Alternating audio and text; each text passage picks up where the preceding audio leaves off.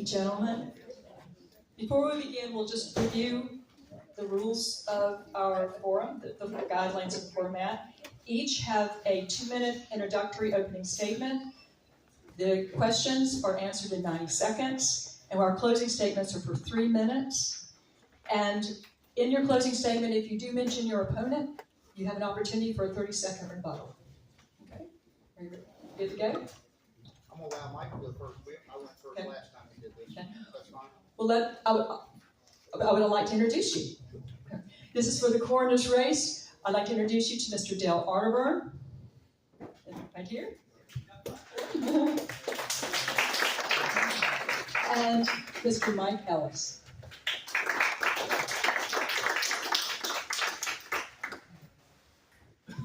Okay, Mr. Ellis, we're going to start with you. Sure. Okay.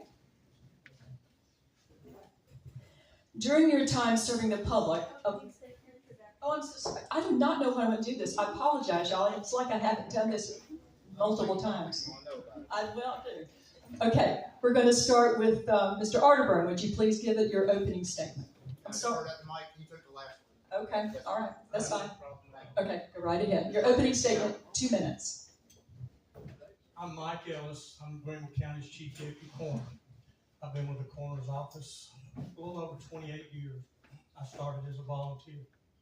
I worked my way up to Deputy Coroner, full-time job, and then Chief Deputy Coroner. I worked for Parks Evans and Charlie Garrett. Charlie hired me, and then I worked for Parks when he became coroner. This job that we have, it is extremely critical that it's done right and you're not biased in any way whatsoever. You call it like it is, irregardless of what it is. You make sure your intelligence, your ability to do the job is what we use to determine your job, which I was just cause and manner of death. Cause of death can only be ruled in, well, multiple ways, because it's medical terminology. Manner of death can only be ruled in 1 to 5 ways, which is homicide, suicide, accidental, undetermined, or natural. Majority of our cases are natural. We have to respond to quite a few of those natural deaths now because of the way things are. We need to be highly trained in the medical aspect of death investigation, because that's what our job is. We don't make arrests. We don't take people to jail. We don't chase cars down. We are medical, legal death investigators. The reason it's so imperative that we are medical, legal death investigators, because when we're out on the scene, most of the time we're alone. Most of the time we have to make the decision alone or in talking with the supervisors who's at the office, talking with the supervisors who's on the scene. But we have an extremely critical job. The biggest part of our job is making sure we take care of our family. I love my families just like I love my own families. I have worked with them for 28 years, and as long as I am the chief deputy in the coroner's office, our families will always come first. Okay. Perfect, thank you. Yeah, you have 2 minutes for your introductory statement. Once again, I'd like to thank y'all for hosting tonight, the Virgin Club, the Greenville County Women's Club as well. Thank you for having us. Do I need to wait for that timer to start back up? Yeah.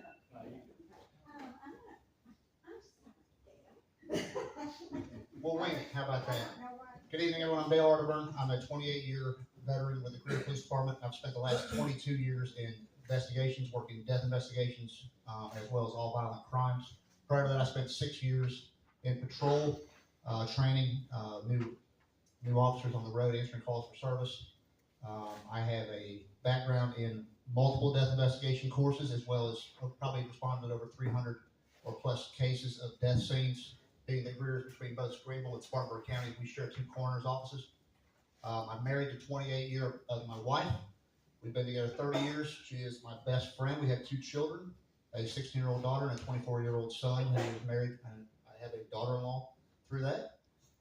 Once again, the background within my department has been primarily in investigations for 22 years. We do respond to nearly every death scene that occurs. It is either investigated by us or it also is turned over to the coroner's office. And we will work with a parallel investigation with the coroner's office if it's a homicide or a suicide or an accidental death for that matter, to find the manner of death at the end of the day. Thank you. Thank you. Okay. Mr. Ellis, you will start with this first question. You have 90 seconds. Here's your first question. During your time serving the public, of what are you most proud?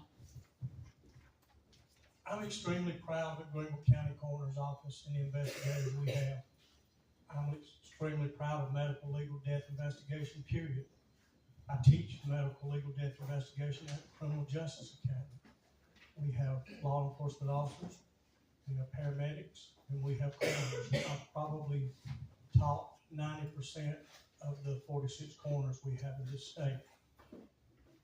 I myself have been a small part of that, but the things that's transpired and changed for the better in the last 28 years, I couldn't begin to tell you as much.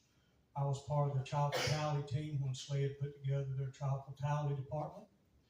At that time, SIDS were being called from 4 or 5-year-old children, which is totally impossible. If you're over a year old, it's almost impossible to call that a SIDS.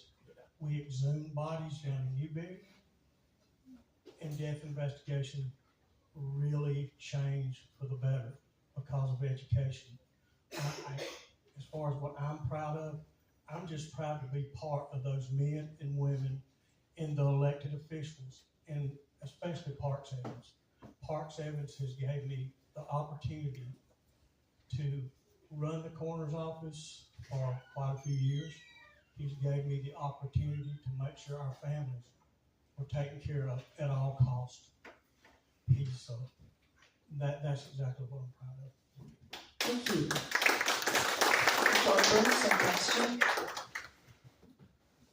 I was asked this question several weeks back, and my wife was seated in the second row, where she's not here tonight. So my family is what I'm most proud of. They've allowed me, being that they're not here tonight, they've allowed me to go ahead and serve the public. Once again, my wife of 28 years, 30 of those together, has allowed me to respond all hours of the night. I've been on call for 26 out of the 28 years that I've been employed with the Greenville Police Department. For a SWAT tactical operator, for a hostage negotiator, as well as a violent crimes investigator. She has ran my household. She has been the most proud part of my life to put up with a on-call public servant. Thank you. Okay, question 2, and this will be for you, Mr. Arburn. You're next. What trends have you noticed over the past few years in Greenville County concerning the cause of death? Is there anything the coroner's office can do to address preventable deaths? Thank you for the question. This is an easy one. So today's day and age, we're dealing with opioid and fentanyl deaths. That seems to be the thing that's in the news. That's what we're responding to much more often, is these fentanyl deaths where somebody has obtained something they thought was something other than fentanyl most of the time, and they end up overdosing. Someone doesn't have Narcan available to help them revive, they possibly end up on the way to the morgue.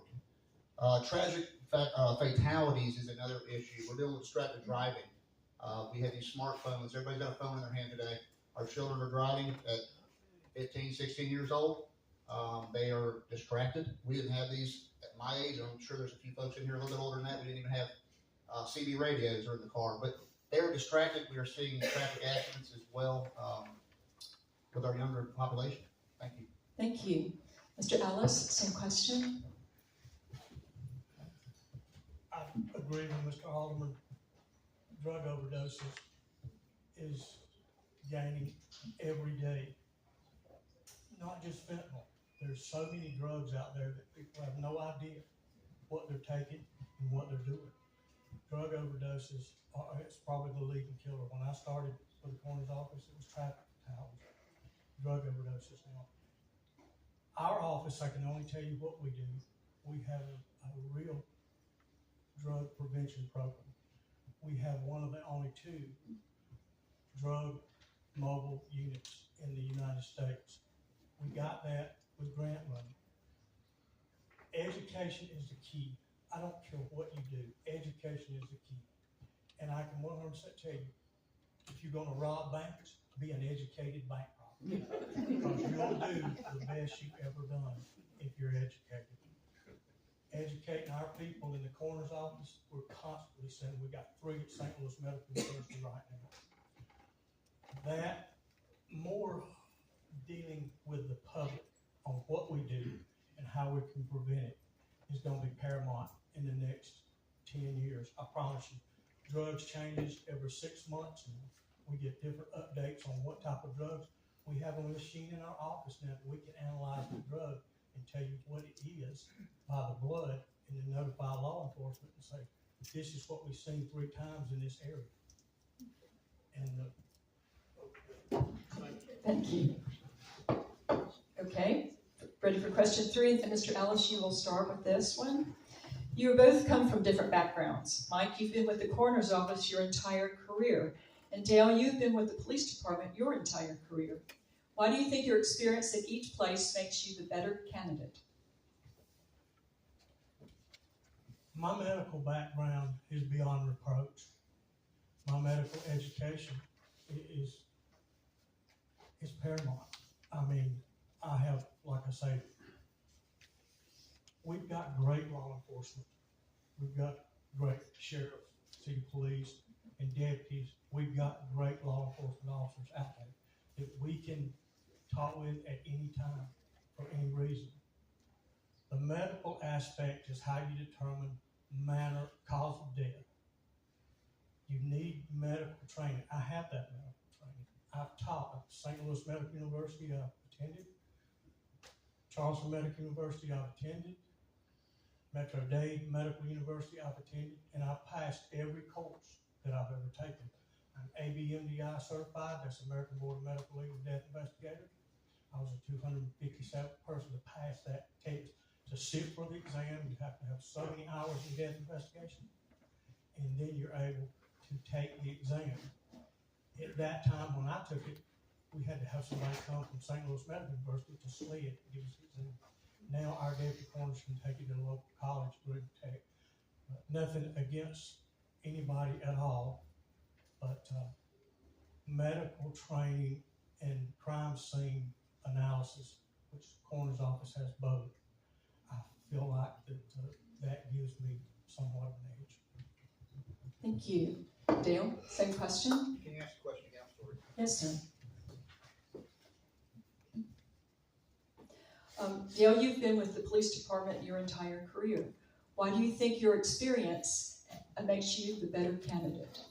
Sure. Once again, I have over 3,000 hours in advanced training in death investigations. I have been trained by some of the best death investigators in the country, if not the world. Dr. Henry Lee, Vernon Gebreth, who you can look these names up as you get out, but I've been through countless hours of training. Mike's mentioned a couple of schools. I have not published my resume as of today, but I have not just gone to one homicide school. I've gone to 10 or 15 homicide schools that are 40-hour week-long classes. Suicide, overdose classes, the same. Accidental death. These courses not only help you, but they're also on-the-job training. I have a 100% homicide clearance rate in the city of Greenville. Once again, I responded to hundreds of death cases. These cases are worked with parallel investigations with the coroner's office. Also, there may be work with the highway patrol or a traffic team, whoever it may be you're working with. My experience with these cases goes to show that we have the same experience. Have the same experience when it comes to the medical aspect of this.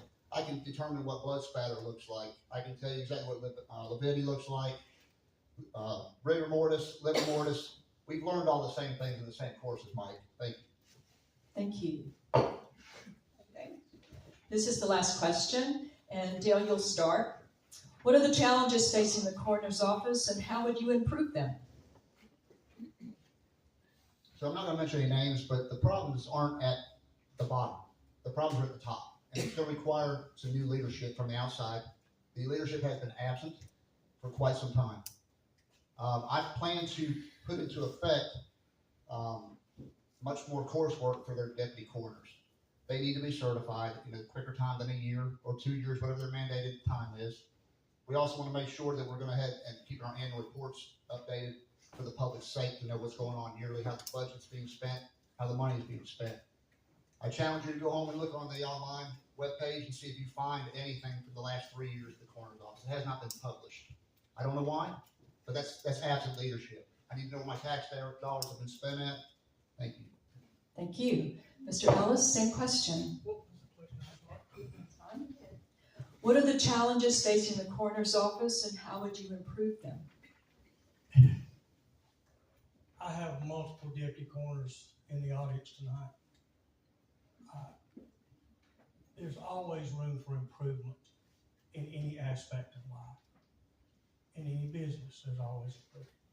But if it's not broke, I'm not going to try to fix it. Now, my main objective, and I've published this multiple times, is us going to shifts. I wanted to go to shifts for quite a few years. According to Coroner Evans, we haven't had the staff. I think we do have the staff now.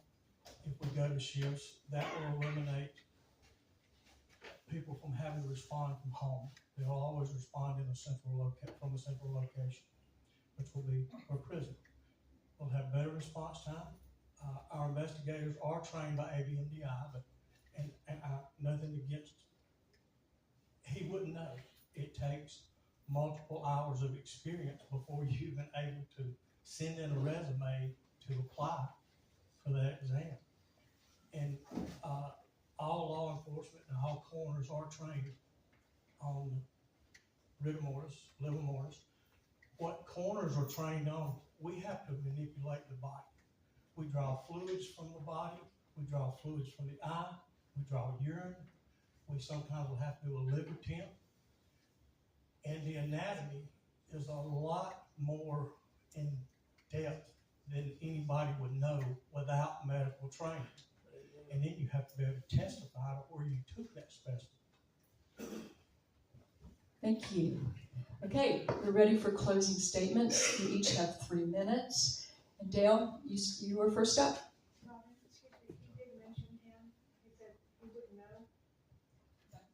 I didn't mention by name. I thought he was talking about me. We wanted to hear. That's what I thought as well. Okay.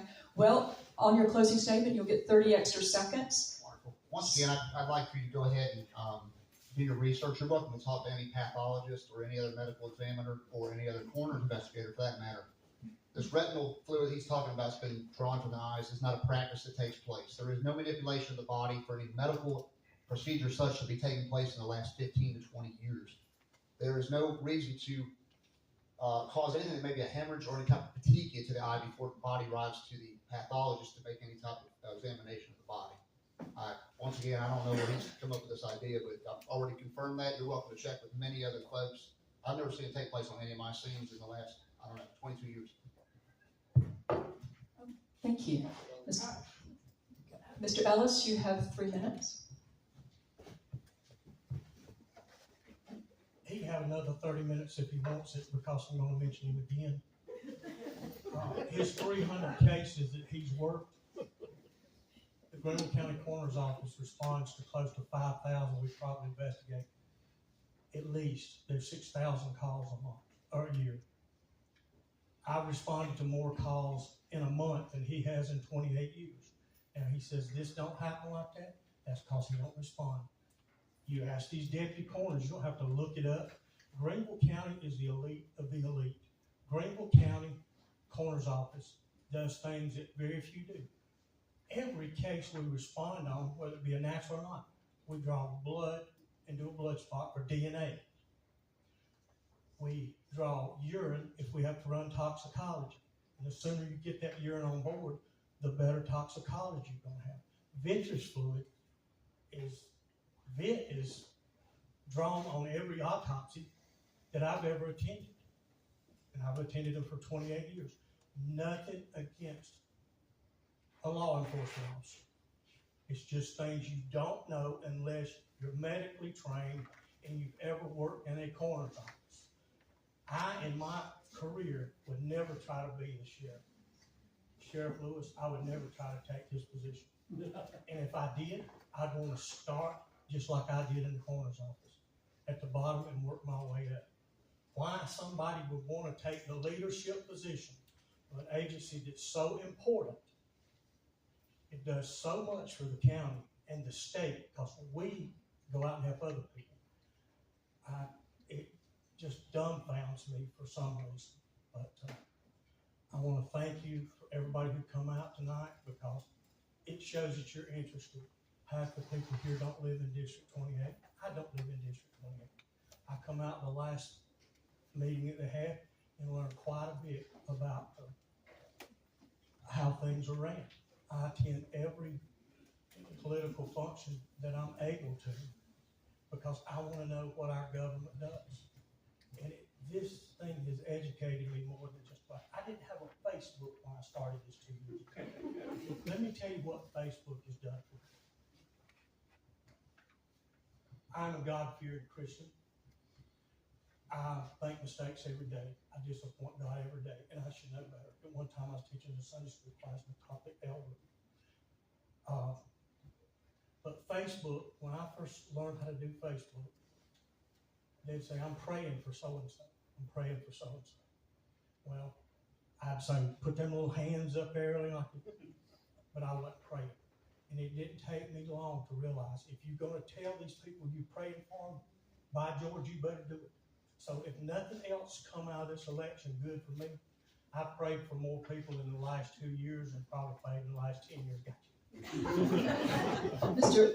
Mr. Arterburn, he did mention, or refer to, you have 30 seconds for rebuttal. Listen, I'm not here to bash Mike.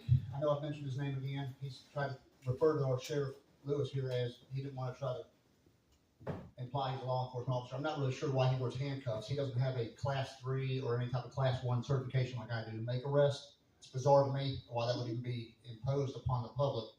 Once again, why the coroner, and when I found out the coroner was retiring, God spoke to me, Isaiah 6:8. Was the message that came to me. I said, who shall I send? Who shall I send? Well, he didn't take them. I think he must have misunderstood. I didn't get 3 minutes? When your statement for your closing statement. Well, I thought I'd get refused before he mentioned my name again. No, it was within, you were going to get 3 minutes and 30 seconds. So. Oh my goodness. Well, we got this thing all kinds of worked out. Wonderful.